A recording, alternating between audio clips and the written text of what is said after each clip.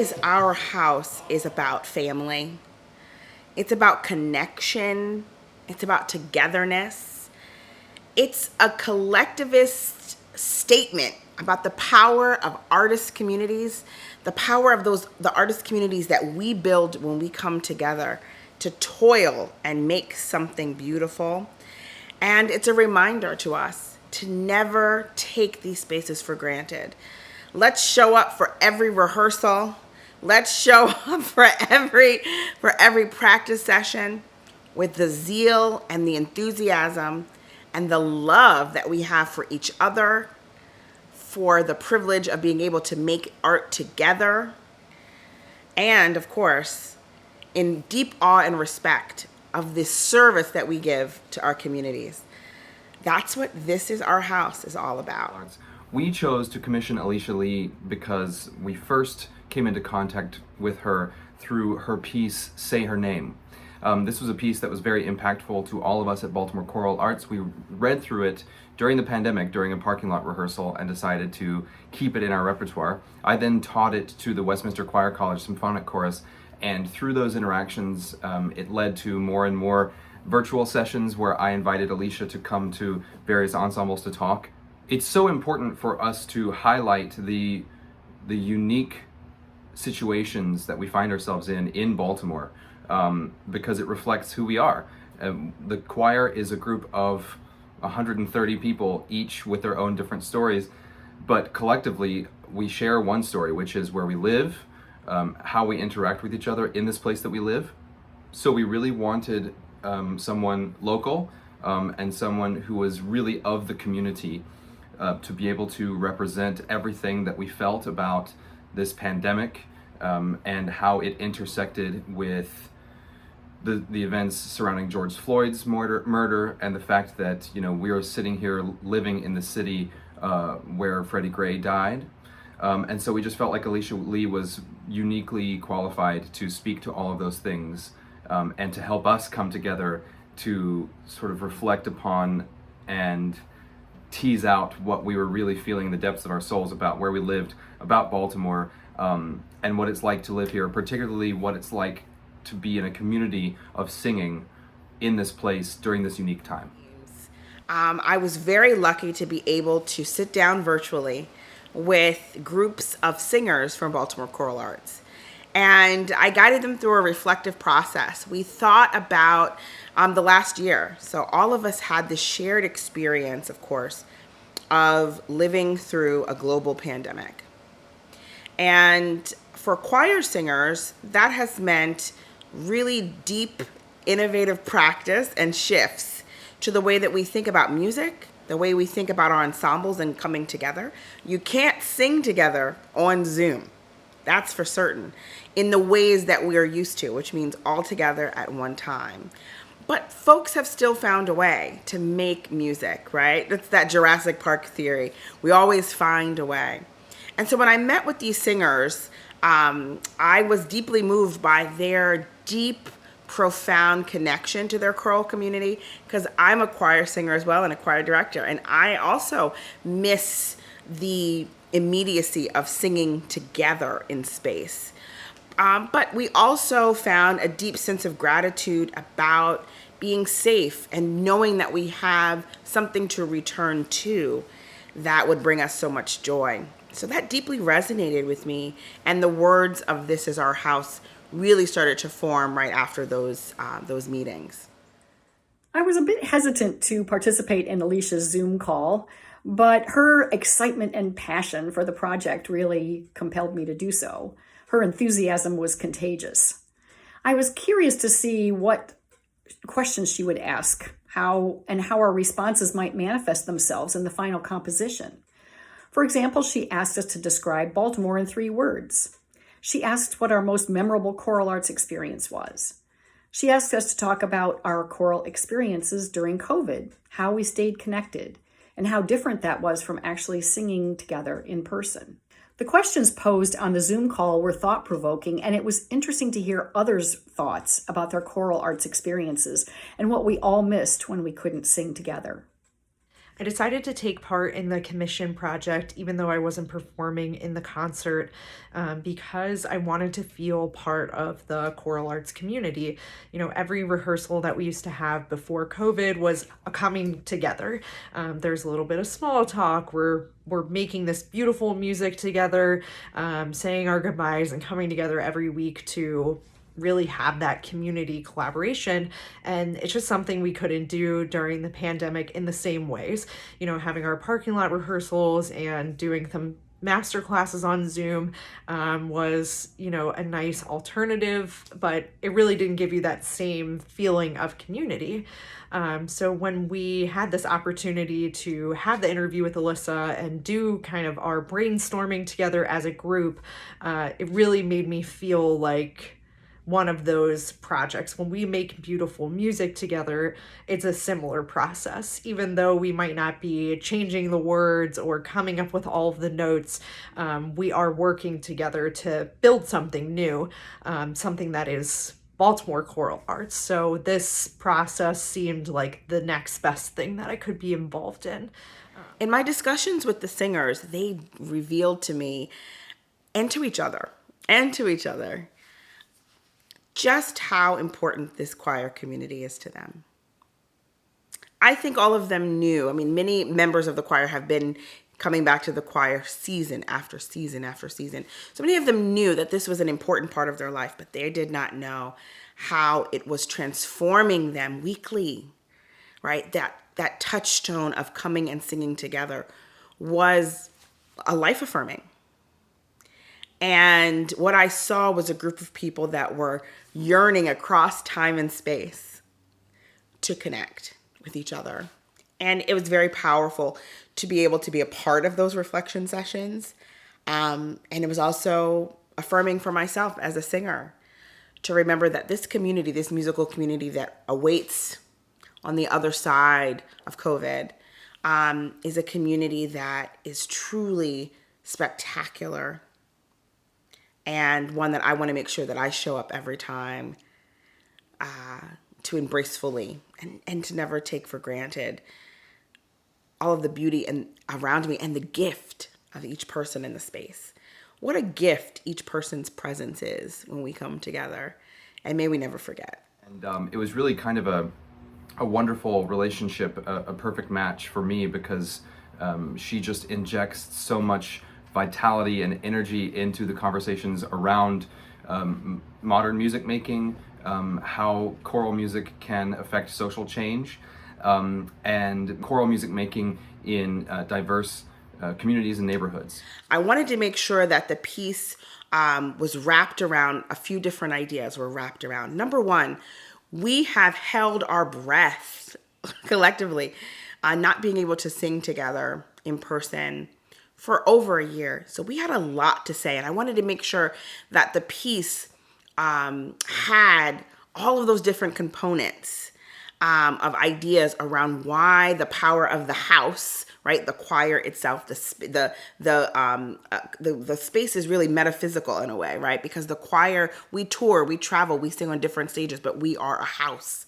We are a body together. I wanted to make sure that it was clear. A couple different points were clear. Number one, that we will not take for granted the beauty of our singing community. Number two, that this space will continue to be a place where people can examine themselves, celebrate successes and life achievements, and connect with others, right? That this is a space for us to share our truth, for us to share joy, for us to share a life with 100 other people. And we don't always get that experience in life outside of artistic communities. And the last piece was I wanted to give the audience some sense of what it feels like to sing. As we rehearsed Alysia's composition, I was aware that it reflected our discussions, and that made me feel a part of the process. I think that a strong sense of community emerged during rehearsals, and the performance enabled us to share that sense with the audience. This was a bit different from rehearsing and performing classical choral works, especially with regard to the rhythms of the piece. In a contemporary piece like this, you certainly have to follow the notes and rhythms that are printed on the page, but it's important to be able to feel the overall flow of the piece rhythmically, and that means taking some liberties. Having Alysia, the composer, lead us in final rehearsals and conduct the performance really helped to achieve a cohesive performance that hopefully fulfilled her vision for the piece. The collaborative process made you feel that you had a real part in the development of this piece. There was a sense of partial ownership, and some minor changes were made even during rehearsals. That brought the entire group into the fold and made everyone feel that their participation was valuable. You know, Nina Simone tells us that the job of an artist is to reflect the times. And so pieces like This Is Our House serve as little time capsules of what it felt like collectively to live through and survive a very traumatic experience, right? The global pandemic of COVID-19. And also what it's like to continue to persevere and press through, what it's like to sing together. It's a transcendent experience to be on stage together that folks in the audience may not know how transcendent it is to come together across difference and make something that is absolutely marvelous and beautiful, but also impossible to do alone. It gives us another view of collectivism and of collaboration. And so it's so important that singers have pieces that represent their perspectives and that represent the modernity of our times, and that folks in the future can look back on and learn a little bit about what it was like to live at this time, in this moment, here in this city. And that's what This Is Our House will serve to continue to do for decades to come. And for me, rehearsing and performing this piece with the singers was magical. Yes, for them to hear how some of their stories connected into lyrics. It's a monument to the community, right? And each person who contributed has a little stone in there to build what? Our house, our choir, our beautiful singing community. So before this commission, I had not had a lot of experience with commissioning people. Of course, I've been on the other end of it as a composer, but at Choral Arts, I think I've only this will be number 3 as far as commissions that we've done while I'm here. So the way it's impacted our plans, I think, is that for me, it's kind of demystified the process.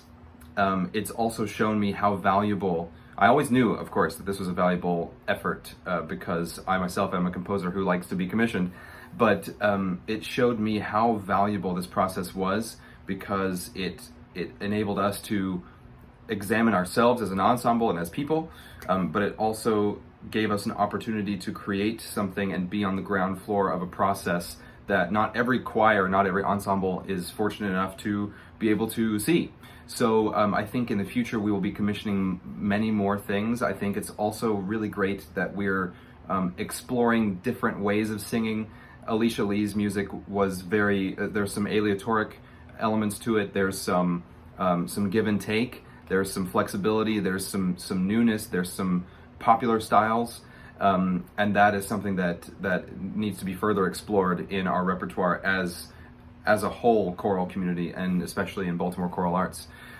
So I think we will be commissioning more. We've also just commissioned another female composer to write something for us next season. So I can only see us going further and further in these processes because it was just so successful. And again, I think we demystified the process and we made it less scary because you don't know what you don't know. But now I think we have an inkling of what we know and perhaps maybe a little bit of what we might not know still. And it can only help us in the process when we continue to support living artists by commissioning them. One of the sensations that was mentioned several times by many of the singers in the reflection sessions was this sensation of standing in the present moment in a mindful place when singing, but connecting to the past and the future simultaneously, this circle of memory. And I wanted to make sure that all of those ideas got shared in this one piece. Why? Again, we've been silent for so long. We've got a lot to say. And I noticed that in the sessions as well, that folks were eager to share. They were eager to share and reflect together because we were searching for that human connection, that So things were spilling out, and I wanted to make sure that all of those ideas made it into the piece. And so the piece has 3 distinct sound properties that represent those 3 different ideas. You're going to hear a more percussive rhythmic section. We come together. This is our house. Very rhythmic, short, yes.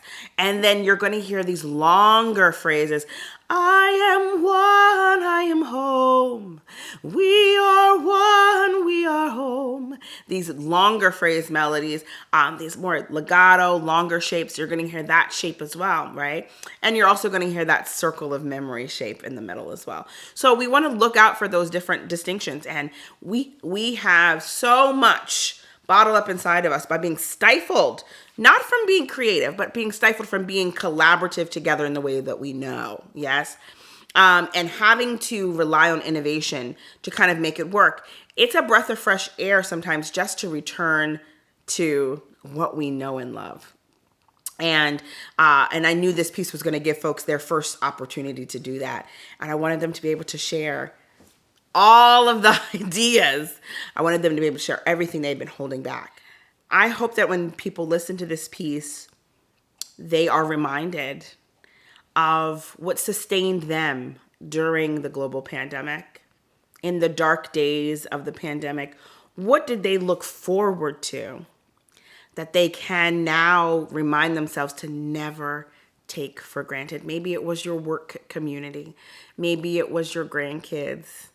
Maybe it was your fitness instructor, right? But I don't think we always told the people that are not directly in our families how much we love them and cherish them. I don't think that's a part of the way we have interacted as humans before, was to make that clear.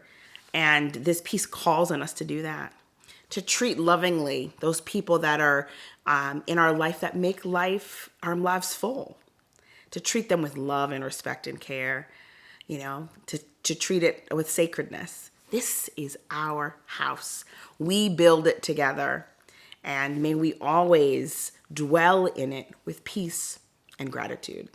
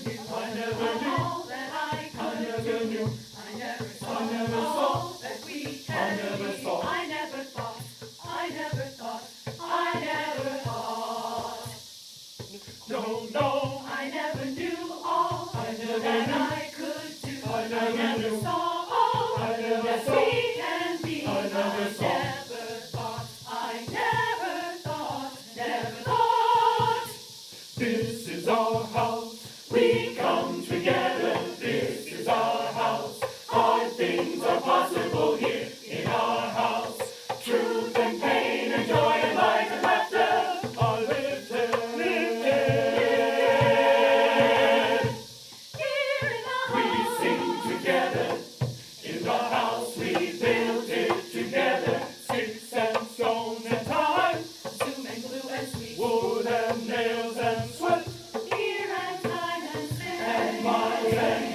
time and need.